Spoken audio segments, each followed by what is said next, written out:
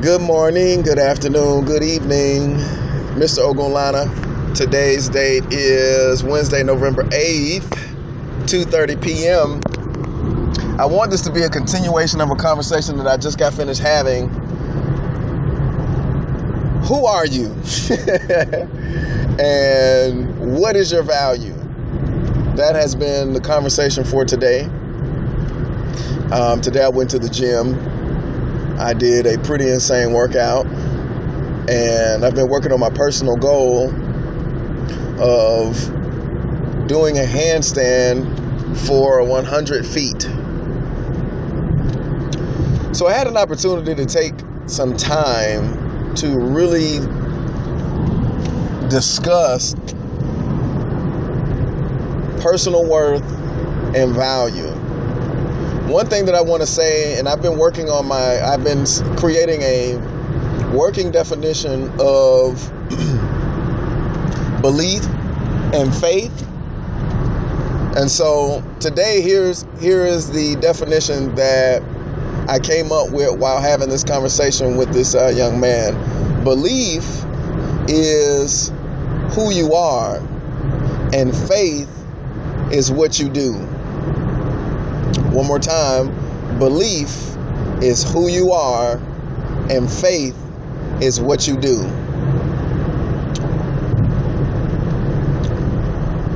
Belief is perception. Belief is an assertion. Belief is a conviction. Faith is confidence. Faith is an action. Faith is a verb.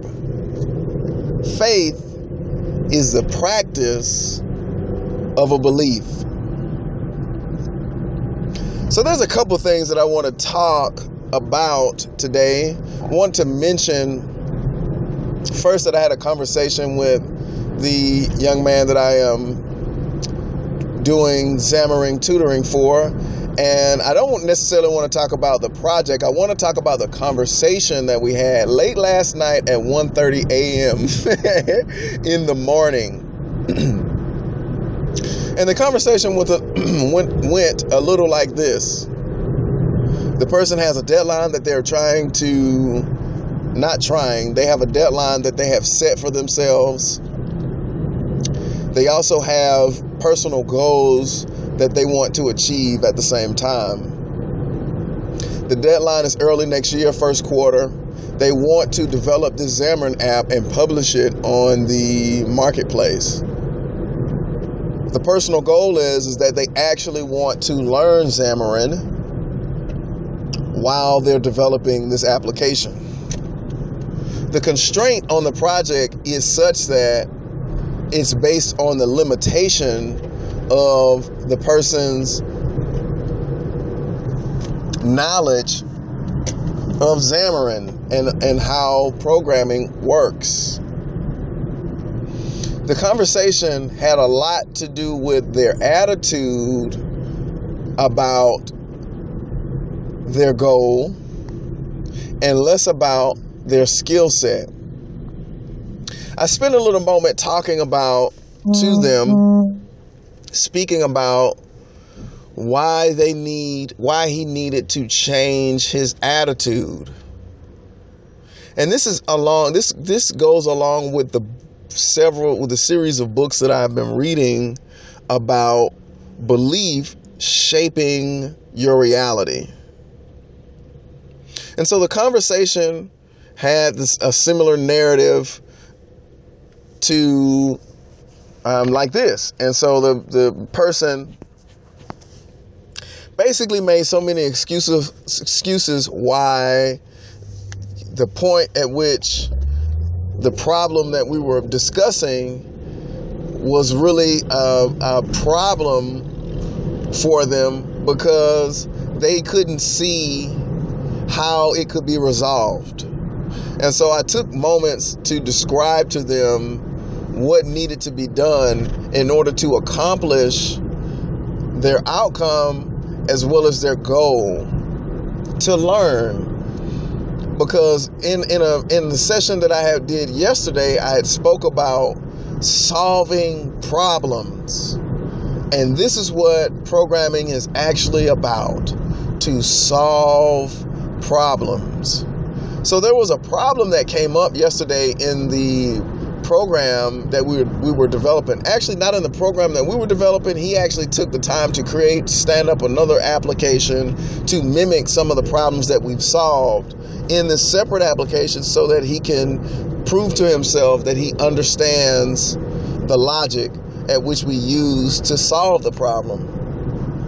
So there was some issue with Xamarin and the SDK, because he's developing this on a Mac, and the SDK that he had installed, and that he had basically took the app, copied the projects and the files, and he wholeheartedly expected that the app was supposed to work, that it was not supposed to give him any issues, and that everything was supposed to work.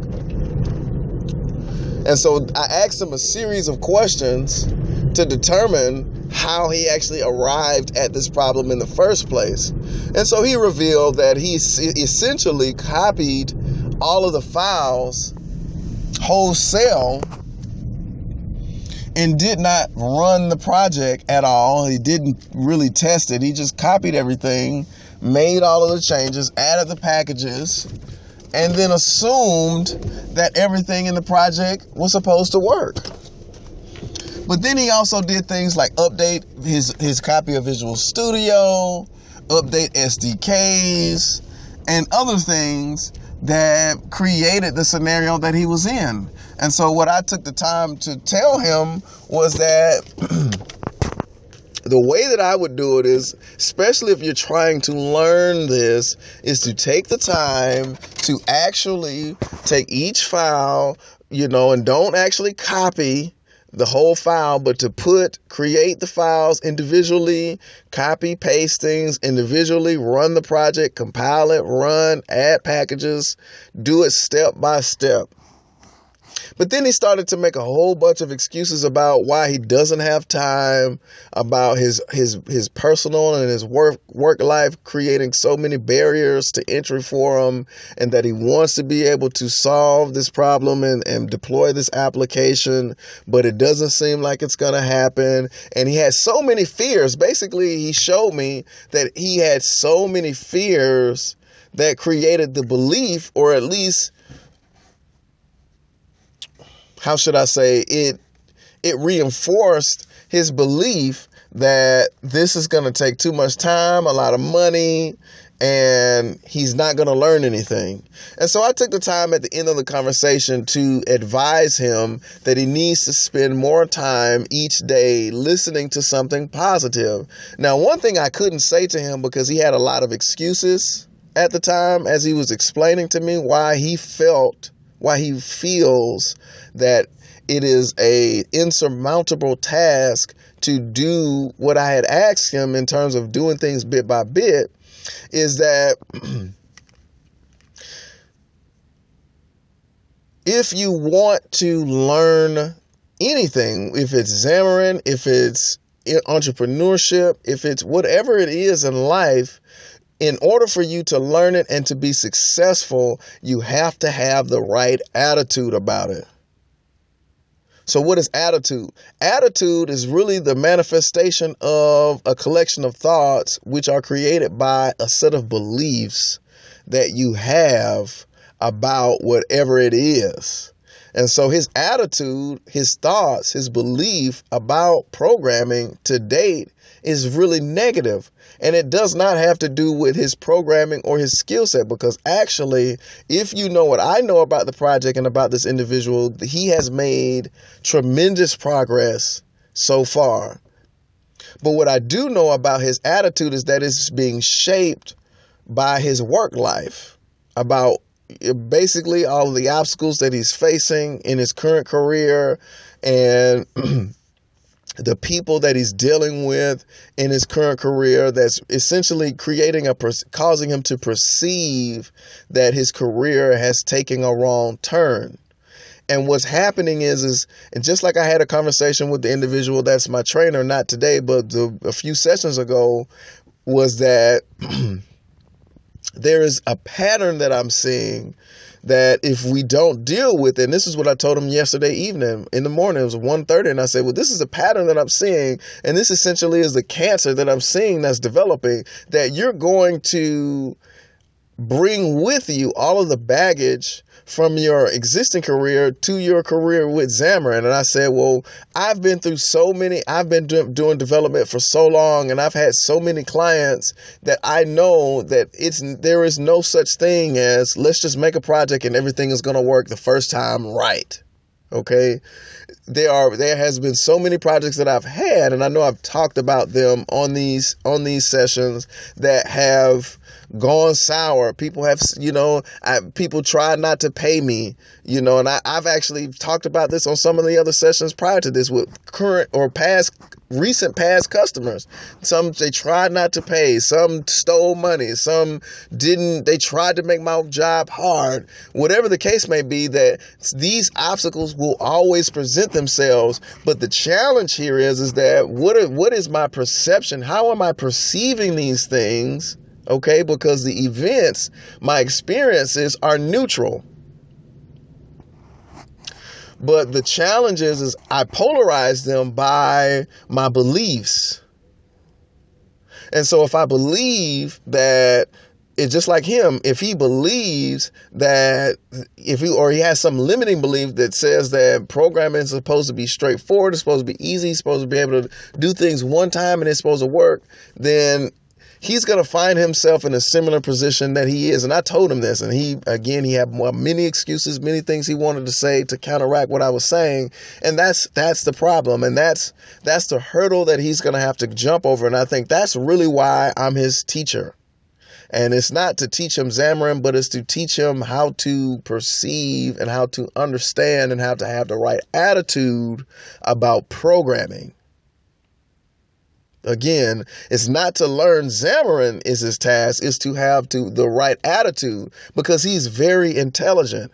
He's taken Xamarin, and this is me, talking about this guy that I'm tutoring. He's picked up a language, and in 2 months, he's been able to create an application that will eventually go online and go on the marketplace. And I told him, I said, well, listen, one way to look at this, you could be really negative, but then another way to look at it is to say, okay, you've made so much progress, just as if you went to school, for example, and you paid thousands and thousands and thousands of dollars to go get a degree in mobile or web development or information technology and not know anything, not have any real world experience. He's probably spent less than $1,000 to date and has far more experience than anybody that I know that even I went to college with in a 4-year degree.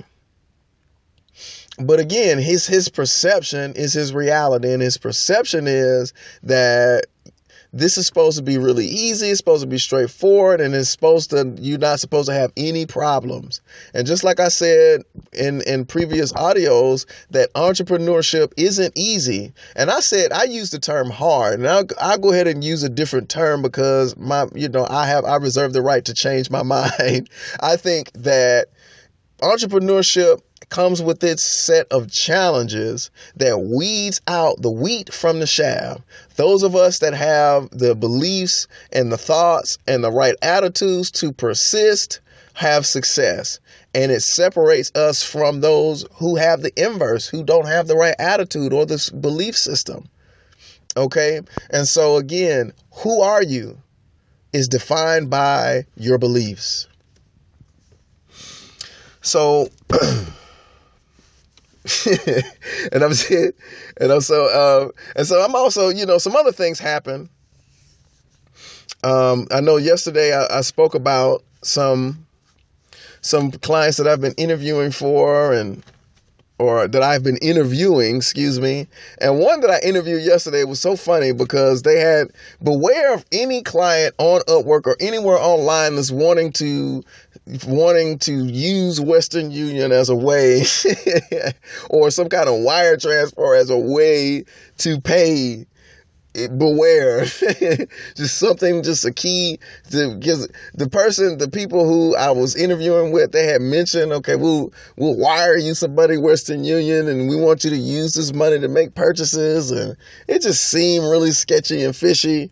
And so I'm really appreciative that I didn't fall for that scam. And, again, so I also have some projects that's on the table that, and okay, this is what I want to say. This is what I want to talk about. Contracts. So I have an opportunity on the table that I am scrutinizing because of a contract that I have been given that essentially wants me to waive all of my rights.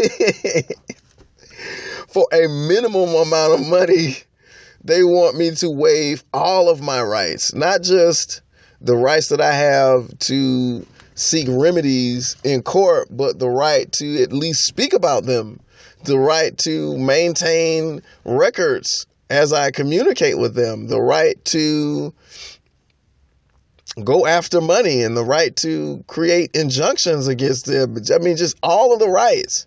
I mean, the contract goes beyond a basic NDA contract agreement, and it shows, again, if for all freelancers that's listening to this, or anybody that's listening to this, read the contract. I remember I used to be the guy who used to just sign these pieces of paper without actually reading it. Or what I would used to do is I used to just get somebody else to read it and then get them to tell me what they thought about it, without actually reading these documents myself thoroughly. And so I challenge each of us, myself in the future, as I give you this message from the past so that you can make a brilliant decision in your present time, and others who's getting this message in the future. I'm challenging you to make a better decision in your present time, especially concerning these pieces of paper, because these pieces of paper essentially can be a ball and chain.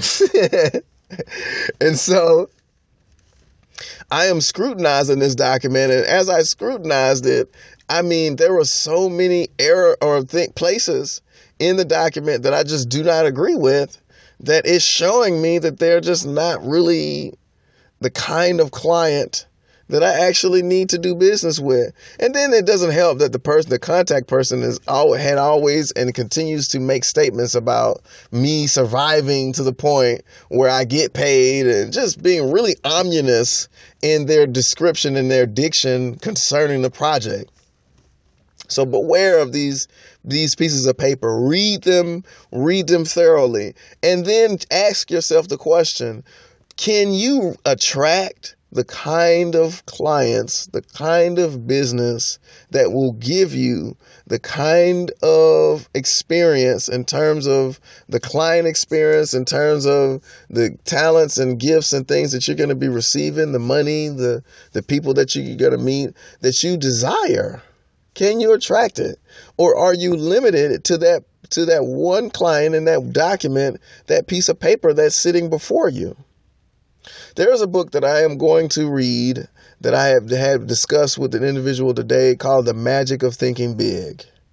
And Vic Johnson, in the work that I was reading about believing, talked about one person who read that book right before they had a client meeting that they were going to charge them $150,000 for their services. But as a result of reading that book 30 minutes before bed and then getting up and going to do the meeting, that they actually boosted the amount that they were actually going to charge them to $250,000.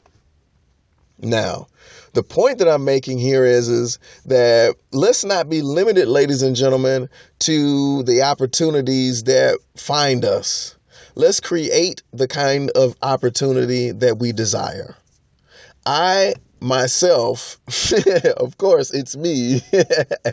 I have been attracting certain clients that have tried beyond my advice to control my every move. And then I have been fortunate to find other clients that have been open and honest, and that have kept lines of communications open, and that enabled me to develop and grow without micromanaging my time or my money. And so the magic of thinking big, based on the brief overview that I got in the first book that I had read, has shown me and has motivated me to begin to control these thoughts, these beliefs that I have, that I can only attract a certain amount or the certain kind of caliber of people. Because again, and for anybody that's listening, including myself, again, I'm not doing programming just for money. This is not just about money. This is about impact and influence. What kind of impact am I making, and how is that impact influencing my life and the lives of the people around me? And so I want the magic of thinking big to create for me, or at least that philosophy to create for me and attract the kinds of people, places, and things that I desire. What I value most is people, not pieces of paper with dead hypocrites on them. I value people. And the kind of people that I want around me are the kinds of people that are constantly improving themselves. These are the kind of people that I want around me. Not the people that shortchange themselves, not the people that through their own belief systems and the way that they enact their faith, they show how they shortchange themselves, how they eat, how they utilize their time, who they talk to, what they do during the day, whether or not they read or do things that help them to expand their life. I'm looking for the kind of people, whether they be clients, whether they be women, whether they be people in general in my personal life, that are improving themselves and that are making sacrifices to improve themselves. This is what I'm looking for. So let's go back to the part of the conversation that I was going to get into today, about the conversation that I had with my personal trainer. So shouts out to my personal trainer for listening to me, because the suggestion that I gave him about making a small change, he acted on faith and he did it, and he was blessed. So I want to shout him out one more time. Sound by the pound, wearing way though. I want to shout him out, man, because it was really encouraging to see someone actually take some advice and implement it in their life and be blessed by it. So today's conversation was about worth and value, and about what are the limiting beliefs that we have that cause us to create the kind of reality that is destructive. And we talked about a couple things today as I was doing my very insane workout. And it had became clear to me that, just as a group of people in this place, and I'm of African descent, and as a group of people in this place, we have been, I'll use the word, brainwashed to believe that we have to operate on a certain level of poverty. And this is the modus operandi of each individual that I've met in the small group of people that I know in Atlanta. And I'll just say, I know a very small group. Over time, this will expand. But in this group that I know, there are so many of us that operate with a certain level of poverty in our minds. And so this has led itself to influence me, myself, and others. Me, myself. Funny. Myself and others to operate like that. And so I challenged him today, and I challenged myself and anybody who listens or who cares, who's listened up into this point on this tape, to challenge that poverty mindset. Okay, let's challenge the poverty mindset. Let's look at what have we been taught? What have we gathered, or what has our childhood taught us? How were we raised? That's a tongue twister. How were we raised?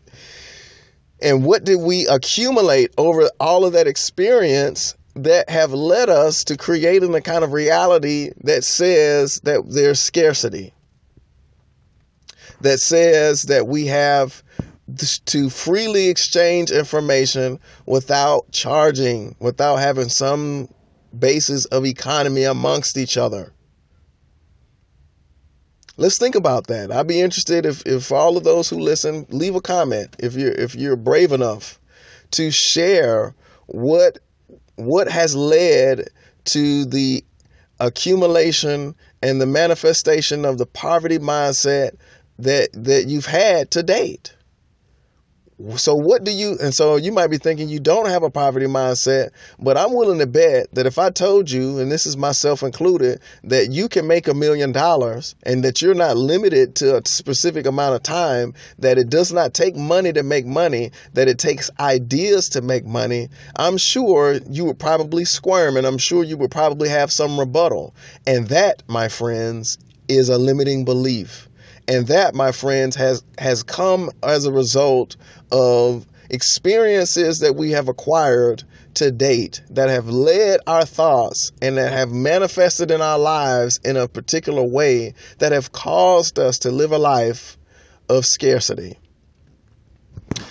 So I want to take the time to end this here because I love you, because I give thanks for everything that you've done. I give thanks for you being who you are.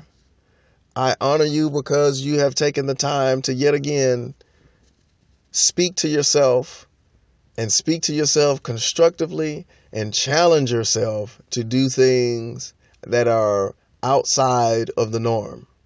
For all the other listeners, I appreciate you. And for all of those who listen to this, and especially if they've listened to this point, if you ever find yourself with your head hung low, do what my father had always told me, and that is raise it. Until the next time.